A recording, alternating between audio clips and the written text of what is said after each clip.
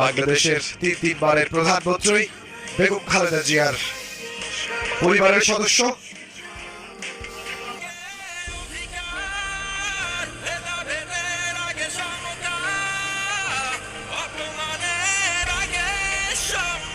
আমরা দেখেছি family member BNP ভারপ্রাপ্ত চেয়ারম্যান, তার শাশুড়ি, তার সঙ্গে তিনি এখন বসেছেন, কথা বলছেন।